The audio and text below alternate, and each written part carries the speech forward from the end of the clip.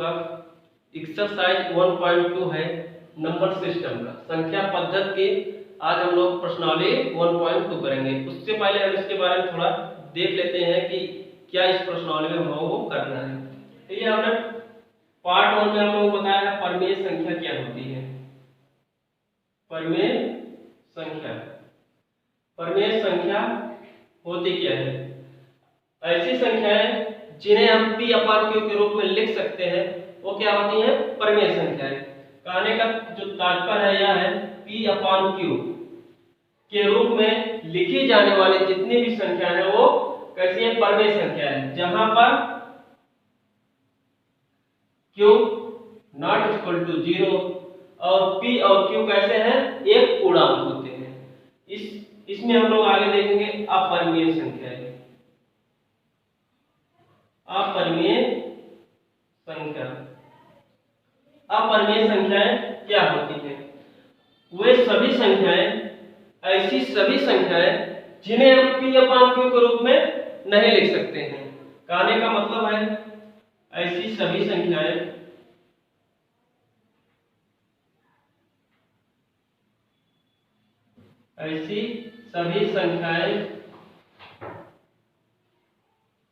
जिन्हें हम p/q के रूप में नहीं लिख सकते हैं, उन संख्याओं को परिमेय संख्या कहते हैं। क्या ऐसी सभी संख्याएं जिन्हें हम p/q के रूप में नहीं लिख सकते हैं अपरिमेय संख्याएं कहलाती हैं। अपरिमेय संख्याएं कहलाती हैं जैसे कि √2, वर्गमूल 2, वर्गमूल 3 या वर्गमूल 5 और ऐसी संख्याएं जिनका वर्गमूल निकल जाए, जैसे कि अगर आपके बुक में आ जाए √4, वर्गमूल 4, क्या एक परिमेय संख्या है या अपरिमेय संख्या है? इस केस में हम लोग देखेंगे √4 यानी वर्गमूल 4 का वर्गमूल निकलने पर क्या आता है? 2 आता है। जब हम लोग वर्गमूल 4 का वर्गमूल निकालेंगे कितना आएगा? 2 आएगा। 2 कैसी संख्या है? एक परिमेय संख्या है, क्योंकि हम इसे p/q के रूप में लिख सकते हैं। अपरिमेय संख्याएं वो होती हैं जैसे कि √2, √3, √5 जिनका वर्गमूल हम लोग नहीं निकाल सकते हैं, या फिर पाई। इस तरीके की जितनी संख्या होंगी उन्हें हम लोग अपरिमेय संख्या कहते हैं। एक बात और, परिमेय संख्या और अपरिमेय संख्या इनके समूह को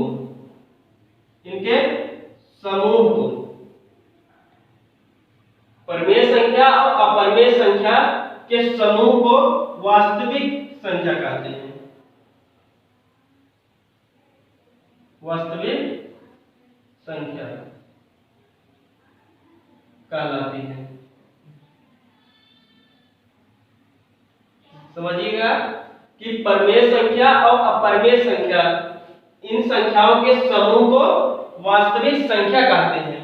कहने का तात्पर्य है कि जितनी भी अपरिमेय संख्याएं हैं वो कैसी होती हैं?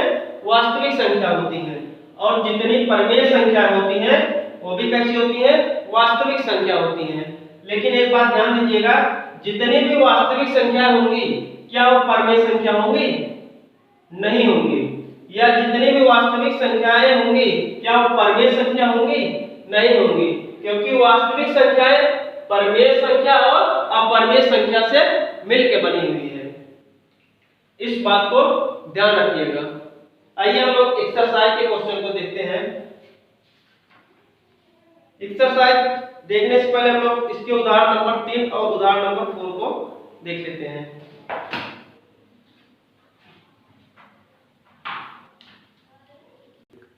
देखिए उदाहरण नंबर 3 है, संख्या रेखा पर √2 का स्थान निर्धारण करना है। क्या करना है? हमें वर्गमूल 2 का जो है संख्या रेखा पर उसको व्यक्त करना है कि उसका स्थान कहाँ पे होता है। चलिए इसमें देखते हैं। अगर आपके पास स्केल हो प्रकार हो इसे लेके बैठिएगा, क्योंकि हमारे पास बोर्ड पे तो प्रकार चला नहीं सकते हैं, यहाँ पे आप लोगों को समझना है प्रकार के माध्यम से। ठीक, चलिए हम लोग यहाँ बनाते हैं, एक संख्या रेखा खींच देते हैं। यह एक रेखा है, यहाँ इसके बीच में हम लोग एक जीरो दर्शा देते हैं। यहाँ पे क्या है? जीरो। इसके दाहिनी तरफ क्या है? सभी पॉजिटिव संख्या है। और ऐसी इनके बीच जो है गैप लेना है 1 सेंटीमीटर का। जीरो के बाद 1 सेंटीमीटर का हम लोग लेंगे, 1 सेंटीमीटर, फिर 2 सेंटीमीटर, 3 सेंटीमीटर। इस तरीके से आप लोग यहाँ खींच सकते हैं। इधर नेगेटिव आ जाएगा। ठीक, इनके बीच क्या है? 1 सेंटीमीटर का गैप होना चाहिए। इसके लिए आप लोग पटरी से जब बनाएंगे तो 1-1 सेंटीमीटर का गैप बनाइएगा। और इस पॉइंट को हम लोग ए मान ले रहे हैं, हमारा ए मान ले रहे हैं, ए पॉइंट है, इसको बी मान ले रहे हैं। ठीक है, अब ऐसा करिएगा स्केल के माध्यम से यहाँ पर और यह चाँदे के माध्यम से इस पे 9 एकदम सीधे 90 अंश का कोण बना लीजिएगा। और जो इसकी जो लंबाई होगी वह 1 सेंटीमीटर को भी होनी चाहिए। कितना? 1 सेंटीमीटर का।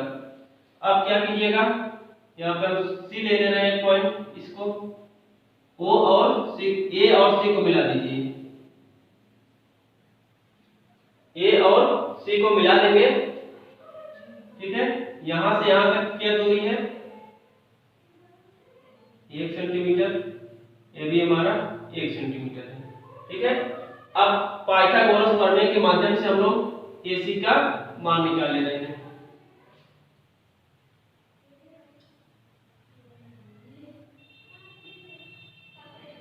पाइथागोरस प्रमेय देखिए क्या होता है, AB, BC और AC। तो यहाँ पे हम लोग लिखेंगे AC का स्क्वायर, फिर AB का स्क्वायर प्लस BC का स्क्वायर।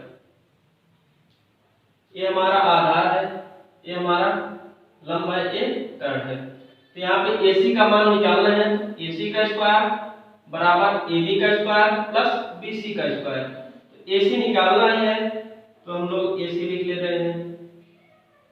AB का स्क्वायर, AB का मान क्या है? 1 सेंटीमीटर प्लस BC कितना दिया है? 1 सेंटीमीटर। 1 का स्क्वायर करेंगे तो 1 आएगा, फिर 1 का स्क्वायर करेंगे 1 ही आएगा। तो AC इधर निकालना है, इसे लिख लीजिए। यहाँ पे क्या आ जाएगा? 2 आ जाएगा। फिर लिखेंगे हम लोग AC। ठीक है, AC बराबर क्या है? जो इसका स्क्वायर होगा जब इधर जाएगा तो अंडर रूट में आ जाएगा। AC बराबर क्या आ गया? Under root 2। क्या है? AC बराबर अंडर रूट 2। तो इसका मान कितना आ गया? Under root 2। अब आपको कुछ नहीं करना है यहाँ के बाद। इसके बाद आप लोग प्रकार लीजिएगा, प्रकार के माध्यम से इतनी दूरी नाप लीजिएगा। इसी प्रकार को रखकर एक हम लोग चाप लगा देंगे।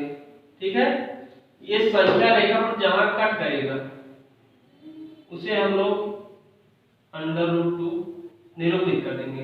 हमारा यही पॉइंट क्या है?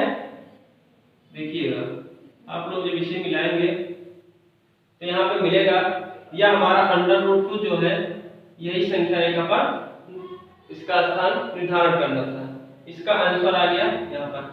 ठीक है, बहुत ही आसान कार्य है, आप लोग कर सकते हैं, कुछ नहीं करना था। एक बार फिर से देखिए, एक संख्या रेखा कीजिएगा, 0, 1 इनके बीच हम स्केल के माध्यम से नाप लेंगे। 1 सेंटीमीटर, 2 सेंटीमीटर, 3 सेंटीमीटर, 4 सेंटीमीटर रख लिए। फिर ए जहां से हमारा 0 है उसको ए पॉइंट दे देंगे, इसका नाम। 1 सेंटीमीटर जहां पे 1 है इसको बी रख देंगे। इसी पर चांदे के माध्यम से एक जहां पर 90 डिग्री बनेगा एकदम सीधी रेखा, इस बिंदु बी से चांदे के माध्यम से हम लोग 90 अंश का कोण बना लेंगे इस पे। और इसकी जो लंबाई होगी कितनी होगी? 1 सेंटीमीटर की। इसके बाद हम लोग पाइथागोरस प्रमेय के माध्यम से AC का मान निकालेंगे। फिर प्रकार के माध्यम से बिंदु ए को केंद्र मानकर एक चाप लगा देंगे और यह संख्या रेखा को जहां पे कट करेगा वही हमारा √2 का मान होगा, क्योंकि देखिए हमेशा त्रिज्याएं बराबर होती हैं, जितनी दूरी इसकी है उतनी दूरी इसकी भी होगी।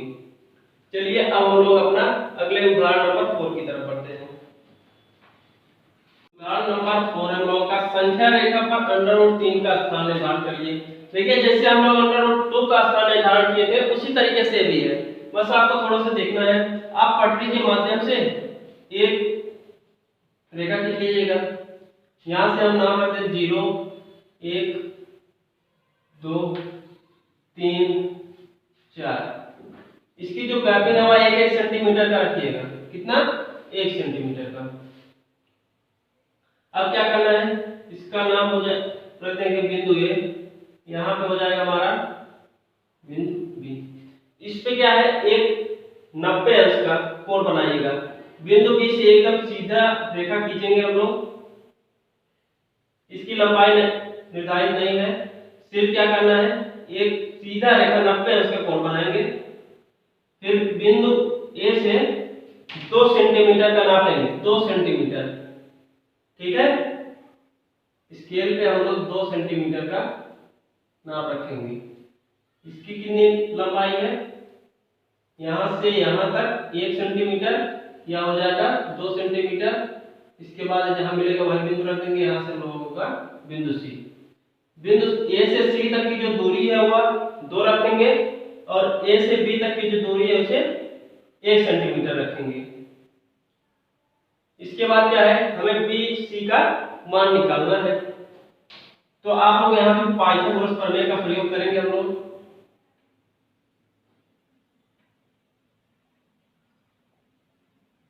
पाइथागोरस प्रमेय, पाइथागोरस प्रमेय का प्रयोग करेंगे। फिर क्या आएगा, AC। देखिए AC का स्क्वायर फिर AB का स्क्वायर प्लस BC का स्क्वायर। AC का मान दिया गया है 2 सेंटीमीटर, AB का मान दिया गया है 1 सेंटीमीटर प्लस BC का स्क्वायर। 2 का स्क्वायर करेंगे 4, 1 का स्क्वायर करेंगे तो 1 आएगा प्लस BC का स्क्वायर। देखिए 4 इसको इधर लाएंगे तो -1 हो जाएगा, आएगा हमारा BC का स्क्वायर। जब 4 में से 1 जाएगा तो बचेगा 3 इक्वल टू BC। ठीक है, देखिए BC का स्क्वायर है, जब यहाँ से स्क्वायर इस तरफ आएगा तो क्या होगा, रूट में हो जाएगा। तो BC का मान कितना आ गया, √3 आ गया। इसका जो मान आया है कितना आया है, √3 आया है। ठीक है, अब यही हम लोग BC की जो दूरी है यहां से प्रकार रखेंगे अपना और इसको एक चाप लगा देंगे। ठीक है, ये हमारा 2 सेंटीमीटर है। एक यहां से रखिएगा, इस पे एक आप प्रकार के माध्यम से चाप लगाइएगा। देखिए हम इसको मिला दे रहे हैं, जहां पे काटेगा देखिए इस पॉइंट को काट रहा है तो यह कौन सा है, √3 संख्या रेखा पर यह √3 है जो हमें प्रदर्शित करना था। संख्या रेखा पर √3 का स्थान निर्धारण करना था, कहां पे है, इस बिंदु पर। इसका नाम भी रख सकते हैं आप लोग, इसका नाम हम D रख दे रहे हैं। यही बिंदु है संख्या रेखा पर जहां √3 का दर्शा सकते हैं। ठीक है।